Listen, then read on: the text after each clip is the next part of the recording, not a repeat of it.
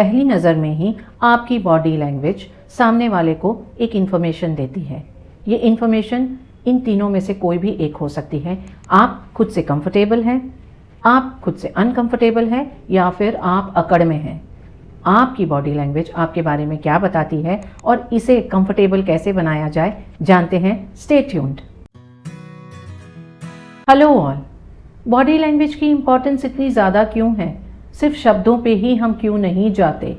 शब्दों के पीछे के मतलब को समझने की चेष्टा में हम हमेशा क्यों रहते हैं? हम सिर्फ वही शब्द क्यों नहीं सुन लेते, समझ लेते, जिनका इस्तेमाल हम कर रहे हैं? मनुष्य जीवन के शुरुआत के 50,000 साल कोई लैंग्वेज नहीं थी।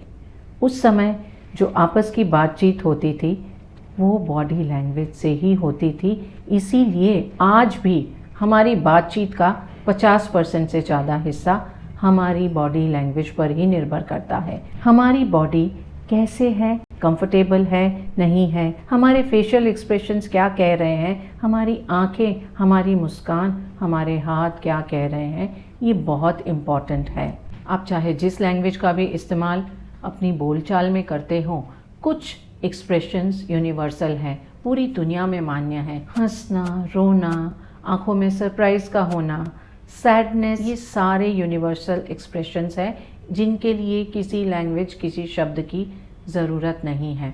ऐसे एक्सपेरिमेंट्स किए गए जिनमें लोगों को अपने दांतों के बीच में पेंसिल रखने को कहा गया, स्माइल वाली पोजीशन में। उस पोजीशन में जब उन लोगों ने पेंसिल्स अपने दांतों के बीच में रखी, उनकी वही मसल्स कॉन्ट्रैक्ट हुई जो स्माइल करते वक्त कॉन्ट्रैक्ट होती हैं। और उसी एक्सपेरिमेंट के दूसरे हिस्से में लोगों से कहा गया कि वो अपने चेहरे की मसल्स को इस तरह से रखें कि जैसे वो बहुत उदास हैं या गुस्से में हैं। इन दोनों ग्रुप्स में देखा गया कि जिस ग्रुप को नकली हंसी हंसने के लिए पेंसिल दांतों के बीच में रखने के लिए कहा गया था, उनका मूड बेहतर था, उन्हें सब कुछ अच्छा लग रहा था और उनके सामने जो कुछ भी पेश किया गया उसे उन्होंने ज़्यादा पॉजिटिवली लिया। अपनी बॉडी लैंग्वेज को कैसे कॉन्फिडेंट और कंफर्टेबल बनाएं? एक छोटा एक्सपेरिमेंट जिसमें थोड़ा रिस्क इन्वॉल्व है, करना चाहते हैं कुछ भी ऐसा जो आपको करना है, उसे करने से पहले आप अपनी बॉडी को थोड़ा सा स्टिफ कर लें, अपने हाथों को अपनी बॉडी के पास ले आएं। इसके बाद जो कुछ भी आप करने जा रहे हैं इसे थोड़े से डर के साथ करें। आप देखेंगे आप उस काम को बिगाड़ कर ही आएंगे, चाहे उसमें आप जितने ही एक्सपर्ट क्यों ना हो।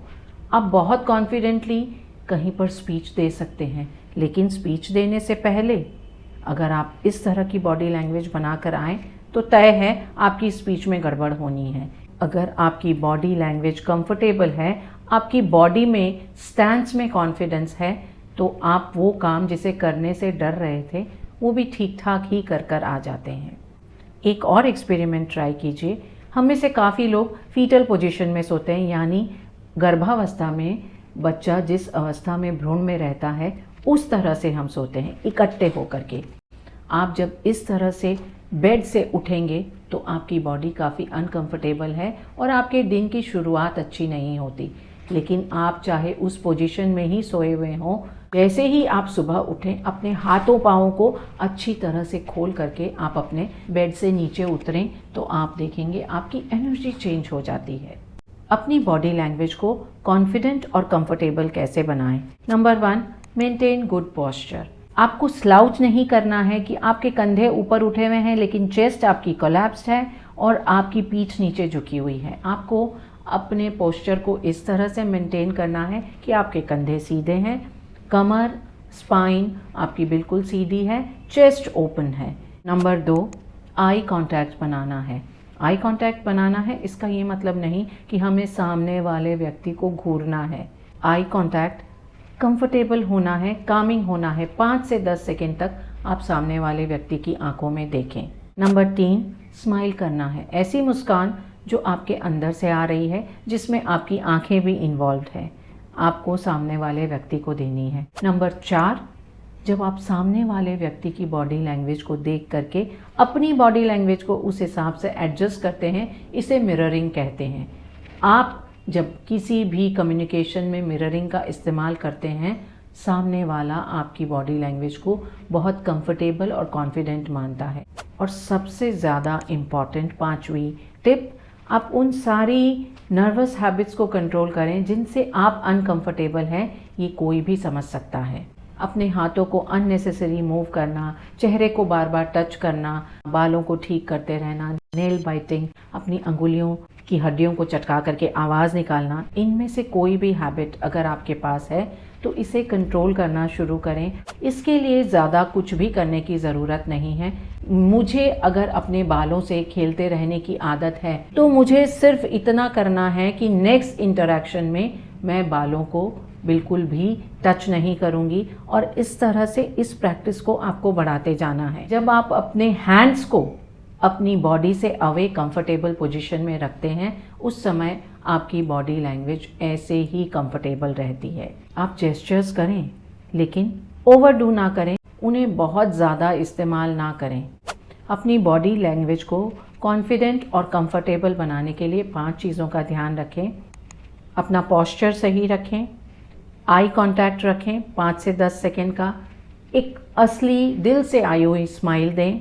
चौथा, अपनी नर्वस हैबिट्स को कंट्रोल करें। और 5वां, जेस्चर्स का इस्तेमाल करें लेकिन ज़रूरत से ज़्यादा नहीं। हम जब भी किसी से मिलते हैं हमारा पहला इम्प्रेशन बनता है, और ये सिर्फ उन लोगों के साथ नहीं होता जिनसे हम पहली बार मिल रहे हैं, जिनसे हम बार बार मिलते जा रहे हैं, वो भी उस दिन के लिए तो हमारा एक इम्प्रेशन क्रिएट करते हैं, और इसका 50% हिस्सा रहता है हमारी बॉडी लैंग्वेज का। तो अपनी बॉडी लैंग्वेज को कंफर्टेबल, कॉन्फिडेंट बनाएं ताकि आप एक अच्छा इम्प्रेशन छोड़ सकें। बॉडी लैंग्वेज सिर्फ हमारा दूसरों से ही बातचीत का तरीका नहीं है, हम खुद से भी क्या कह रहे हैं ये हमारी बॉडी लैंग्वेज में आता है। हमारी बॉडी की लैंग्वेज हमारे ब्रेन से तो कम्युनिकेट कर ही रही है।